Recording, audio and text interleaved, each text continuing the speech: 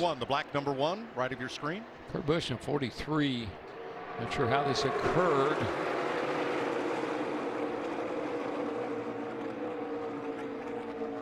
So you can see he went up, side draft to 17. Oh, did he and the 17 touch a little bit here? Yes. It looked like Kurt thought he could get clear, get down in front of Ricky Stenhouse Jr. Just wasn't quite there yet. And Jamie McMurray in his final 500 could not avoid the 43 of Bubba Wallace. Nope, he didn't know which way they were going to go, and he guessed wrong. And Wallace with a bit of a shove there from Tyler Reddick. Sends him right into the 1 of Kurt Busch.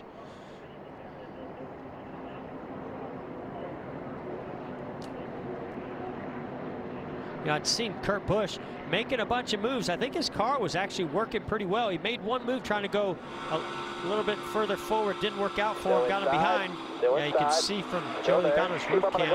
Go way up by the wall, way up by the wall, way up by the wall, way up by the wall. And one inside, you're clear, you're clear. Good job. I almost wonder if it wasn't the air that packs. We see this so often. Lock it down, lock it down, lock it down, lock it down, catch up, catch up. Wow. It's been a bad week. Try to get it rolling here. It's been a good week at all. There's 2 more cars coming. That car has just not been very competitive this week. Left rear up. Larson was running 18th. There was no contact with another car. See Larson, I believe right in this area. Yeah, that's him. I think that they're either a tire started going. That looks to me like maybe a left rear tire started going down. Jeff, I saw tire debris out from behind the car as he went to the bottom lane. He was trying to get out of the way. Ooh, baby. I mean, honestly, for where that happened and what happened, he did a pretty nice job of not tearing that car up a lot worse. Well, he's had a lot of practice today of almost spinning it out, so that helped. Jimmy Johnson gets the free pass for the 2nd time in a row. Look at that left rear on Larson. Does that look down? I think it is, because all the lettering's off of it. I think that's what he was doing. Yeah, and you see the car start to get loose right here, turn left or turn right. Obviously made contact with maybe somebody's right front fender or right side, because that's why that Goodyear has gone off the left rear and ended up probably cutting the sidewall.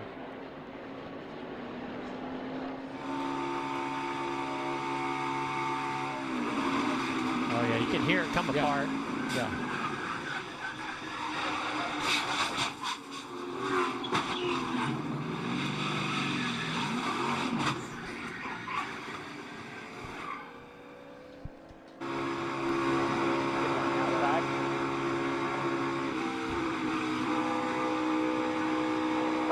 Spinning here on the inside. Caution's going to be out. Caution is going to be out. William Byron among those pitting under this caution. Matt. Joey Logano. Now Kevin Harvick's going to spinning. Keselowski. Caution. 5 back to the next group. Caution's out. Might get the left rear tire maybe made contact, got the left rear tire knocked down. 9th caution of the day. Team Penske's Brad Keselowski. Yeah, Larry, I believe he had a left rear tire down. That's what it looked like. Apparently he made contact with someone and cut that left rear tire down. See right here, it just... The banking saved him a little bit, at least kept him from getting into the outside wall. And he just loops it around. Does a good job staying out of the wall and causing any more damage. They've got that car started up now. I think they pushed him off. It's his 10th try to win the 500. Brad Keselowski has been a champion of the sport, but has not conquered the 500 here at Daytona. See that left rear tire all the way down to the rim. Sparks flying. They got every flap on that thing up. Roof flaps, hood flaps. All of that designed to counter lift and make sure these cars stay on the ground when they get sideways to the wind at speed. It's a lot of rim rash right there. It is. 12 laps to...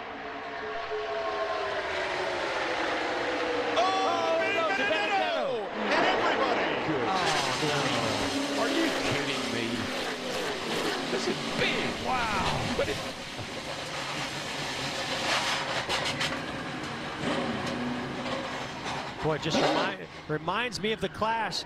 Same type of carnage that we saw where these cars were going everywhere. A lot of damage as they all got to turn 3. Well, that ruined everything. Side lane, DiBenedetto and Paul Menard. Yeah, Paul Menard giving a pretty nice push down the back straightaway to DiBenedetto. Gets to his right rear. Oh, yeah, that just starts to turn him a little bit. Got him in the right rear. And then he collects Menard. Yeah. Logano just misses it, but the whole outside lane and half the inside pile up. And this is exactly what we were just talking about. At this stage in the race, you can start to taste victory in the Daytona 500. You want to see that checkered flag, and you'll do anything to get it, and you know you've got to be more aggressive with those bump drafts. It looks exactly like the Clash. I mean, all those cars, third turn, all those cars wadded up, sliding up the track with sparks flying. And it's so much like the Clash. That is the 17th of February, looking way too much like the 4th of July. Amen. Fireworks everywhere. Yeah, and it really and truly, it was Paul Menard. He gave DiBenedetto a little shove, but it was on the outside, on the right side, and that just turned DiBenedetto into the outside wall, and then it was on from there. And a different situation than we saw in the Clash between Menard and with Jimmy Johnson, but it was a similar thing when we heard the spotter on the 21 Menard say, well, he zigged and we zagged. And in this case, Menard told his team on the radio, I just bumped him a little too hard. Yeah, I mean, what are you going to do? It's the end of the race. You're trying to help that guy. You're trying to help DiBenedetto. You're not trying to wreck him, but just bad judgment. Look at that 10 car. Almirola's number 10. Look at David Reagan underneath the 10 of Almirola. David Reagan, see what springs he's running. Look at that. All those sparks flying. Gosh. Man, amazing shots. And all Almirola wanted was a chance to win it on the last lap. Yeah, I didn't like last year. Didn't quite get there. Close.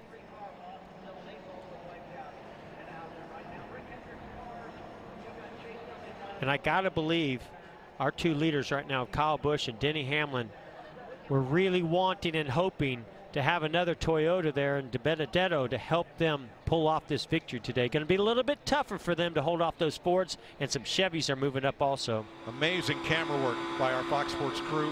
You're riding with Joey Logano. Just a 12, no run. Keep coming, no. Keep coming, you're inside. Keep coming, come on, get away from him. Just one too many pushes there, Mike, is what I saw. Kyle Larson. Back in front, check up, nothing behind us, nothing behind us. Okay, lock it down, come right back to the top, keep it rolling, come to the top.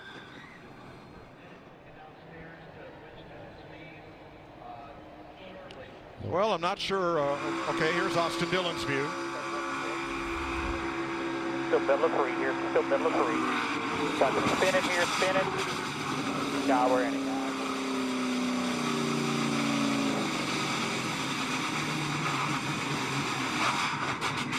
Ouch. Martin Truex. Ooh.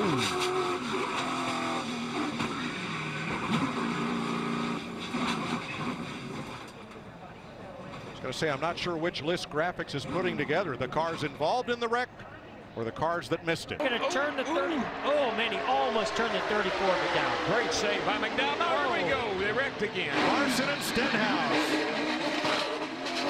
You won't believe how Ryan Preece shot the gap and got through there. I can't believe it. But you know what I can't believe? They wrecked again. I can't believe that. We'll have a great view of that, Mike, with that visor cam on Ryan Preece. There's your leader. Now there's your second, third, fourth, fifth place. And that's this all is the cars question now. Did McDowell get ahead of the 11? From the Goodyear blimp. We saw this, the last wreck that happened, the 22 and the 34 are bump drafting there. The 22 hooks him a little bit, but actually this wreck ended up happening because the 17 of Stenhouse dove to the middle. There really wasn't much of a hole there. Collects a 42 of Larson, the 4, knocks the 4. Kevin Harvick, Kevin he goes Harvick up the hill, hits the wall, and here comes the 13, gets into the 2, spins him around. Holy smokes. I thought the truck race that night, they had 6 trucks or 7 that were running at the finish. I thought, I'd never seen anything like that until now. Pfizer cam. Ryan Priest, this is the roof cam. Inside, Look inside. at this. Check up, check up, check up, check up, check up. Woo! Hey, that's some modified driving right there. Now watch Stenhouse here. He sees a small, tiny gap that really wasn't there. No. Pushes the 4 of Kevin Harvick to the infield, turns around Kyle Larson. His buddy, by the way, Kyle Larson. I don't know. I don't think he got any buddies right now. Lordy, lordy. The blue car, Stenhouse, Bam, bam. Larson, just get together. Oh, and oh, by the way, there's our pole sitter, William Byron in the 24. He just drives right through it. Wow. Man. How did Amazing. he do that? He missed that rip. I don't know. Don't count him out. That left rear, they did a nice job fixing the left rear damage from that previous wreck. What did young William have to say? He's under right there. Good gracious. Wide, 2 rows back, 3 rows back. Oh, Boyer gets turned. Looked to me like he came up just a little bit too early on McDowell. Oh. And William Byron's luck runs out. Get through that one. What memo did we not get? I mean, this is crazy. Well. And the Joe Gibbs Toyotas. There's Boyer. Great move right here. Side drafts the 34 McDowell and 24. Gets them too wide. They stall out. Here's where he comes off that yellow line just a little bit too early. I don't know if the air on the right side brought him up or if he just decided to try to get up in front of him, but just a little bit too early in front of McDowell in the 34. Ooh, big hit. Big hit. Right there, 0-0 landing castle to the side door of William Byron. Well, let's ride with Ryan Priest because you won't believe this, chapter 2. Keep it coming there. Stay with that 14. He's rolling there. 3 wide, just 3 wide. Stay down, stay down. All right, you're good, you're good, you're good. Just stay. Well, somebody's got some luck on his side or Chase great Elliott. skill. 3 wide. 2 wide, back to 3. Oh, we're wrecking again. We had such a run going.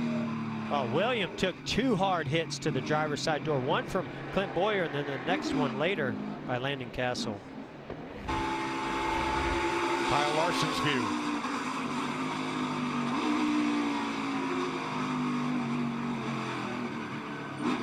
I love it. He's all the way down to 2nd gear. Gosh. Oh, my Lord. I'd like to explain all this to you, but there really isn't an explanation for it. I just wish Boyer could have stayed down on that yellow line. That was going to put him in such a great position.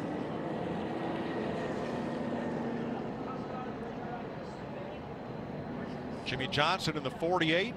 You know, Boyer was not a happy camper about where he had to restart. And, of course, he was trying to get back to where he was. He was running 3rd. He almost made it. Now, to establish that restart order, NASCAR freezes the field on the caution, goes back to the last scoring loop where everyone was running prior to the moment of caution. That's how they reset the order. The 20, Eric Jones. Ooh, Shoots boy, through. he did just thread the needle there. Barely made it through. Let's ride along.